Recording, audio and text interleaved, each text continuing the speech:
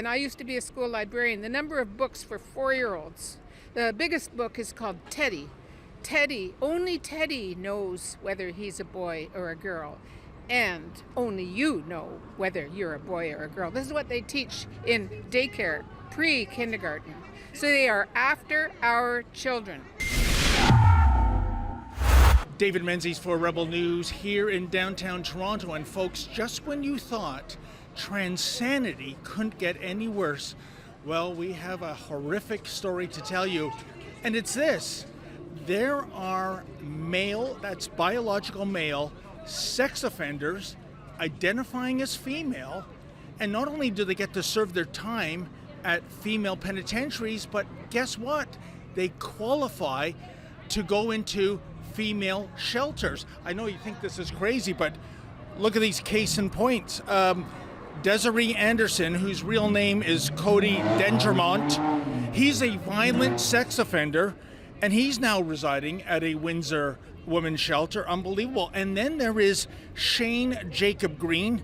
He is a hulking 6'2", 230-pound thug. And he was convicted in 2018 of dragging a 15-year-old female McDonald's employee into a bathroom where he assaulted her. And Shane, who is now Stephanie, well, knocked me down with a feather. He is serving his shelter time in Parry Sound, Ontario. So really, what is going on here? Why are the authorities allowing these brutal ex-cons to essentially game the system, to pretend they are biological women and then carry out carnage at women's shelters? Well, I'm with Heather Mason. She's an activist. She has spoken loud and clear about this for years. And you know, Heather, this is unbelievable to me. How did we get here? It's lunacy, really. I don't know how we got here, but it seems like, especially being out today, that the tide is turning. Like, we've had a lot of support and a lot of people coming and asking questions, and that's what we need. We need the tide to turn, because it is absolutely insane. So, Betsy, what brings you out to this demonstration today? Well, obviously the signs say it all, but I also have a personal reason. I'm a retired teacher, and I have 3 grandchildren, a boy 11 and twins that are 5. And I'm very concerned about the sexualization of children in schools. My 4-year-old twins came home and said, "Did you know that a boy can turn into a girl and a girl can turn into a boy?" They learned this at daycare. It's actually daycare in Calgary. Well, I'm with Heather, and Heather, I couldn't help but notice your sign, Gender Self-ID Harms Women. What do you mean by that sign? Well, gender self-ID is this idea that any man who just says the magic words, "I'm a woman," gets to access any female space at all, gets to change their identification, and there's no gatekeeping whatsoever. Now, in Ontario, this happened in 2012 in Ontario, that the Ontario Human Rights Tribunal decided that any man could claim to be a woman and no gatekeeping would be required. Well, folks, I'm with Brandon. He is Heather Mason's boyfriend, and the first thing that struck me about you, Brandon, you have what some people would consider hate speech printed on your shirt. It says man, a noun defined as adult human male. Ooh, that sounds pretty third rail to me, my friend. Yeah, right? It's a fact, and that's the thing. There's nothing confusing about this, right? Yes. Yeah. What do you make of the fact that there are men, and to me it's inconceivable. I mean, if I got in trouble and was incarcerated, I would never have the audacity, well, let's call it what it is, I would never be evil enough to pretend I'm a woman just so I could get into either a prison or a women's shelter to carry out more carnage. Why is this happening? So speaking as somebody that has been incarcerated in a male facility, it's not a nice place, I'll tell you that right now. And but you're right. I think there's a lot of issues at the root here that are causing it, and this is kind of where it's coming out. If there was a free pass given to me, if all I had to say was, "Okay, I'm a woman, send me over there," I still wouldn't have done it, but it's not a nice place to be, I'll tell you that. And I used to be a school librarian. The number of books for 4-year-olds, the biggest book is called Teddy. Only Teddy knows whether he's a boy or a girl. And only you know whether you're a boy or a girl. This is what they teach in daycare, pre-kindergarten. So they are after our children. Certainly our so-called feminist prime minister, he's down with the radical trans revolution, isn't he? Well, yeah. I mean, he's such a fake feminist.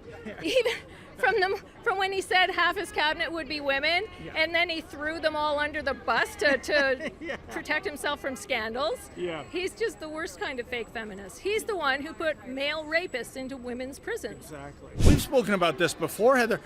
Putting a male sex offender in with women convicts, that is akin to me of incarcerating the fox in the henhouse. Well, it is, and like one of the signs here says, rape is not part of the sentence. Yes. And that is what's happening.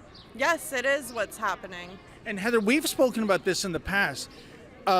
If I got criminally charged and convicted, I can just say I'm a female, I'm in, the Kitchener Penitentiary for women, no problem. If you had the same experience and you say I identify as a male, you don't get to go to a male prison. Why is that? Because the policy is one-sided. It only benefits men who still have their penis. It doesn't benefit women at all. So no, I would be denied due to overriding health and safety concerns because they know I'm at risk. Yet the reversed, apparently I'm not at risk if the men are in my environment. At the end of the day, in the big picture, do you think this is Marxism? And I say that because the people getting involved in school boards, they seem to be taking a playbook out of the Marxist agenda. Tear down society. I can't go that far because I'm a grandma, I'm a school teacher. I don't know about politics, but what I can say is they are after the children because children validate the adults. You know what, Brendan? Let's be serious. Let's be real.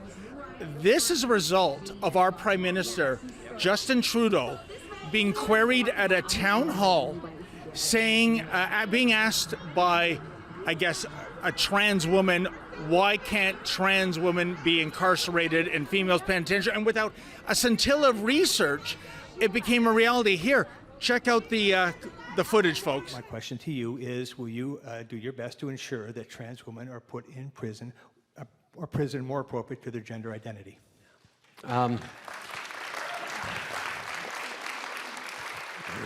The answer is yes. I will ensure that. I mean, this is a great example of the value of having these community meetings like this in these town halls, because I'll admit I consider myself to be a fairly strong advocate for LGBTQ2 issues and fairly aware of all the different pressures, and this wasn't one that I had ever thought of. So thank you for bringing it forward, and I will make sure that we look at it and we address it, and we do right in recognizing that trans rights are human rights, that we need to make sure that we are defending everyone's dignity and rights in every way we can, and this is something that if we're not already addressing it, and I hope we're starting to address it even without my leaning in on it, now we will take a closer look at it.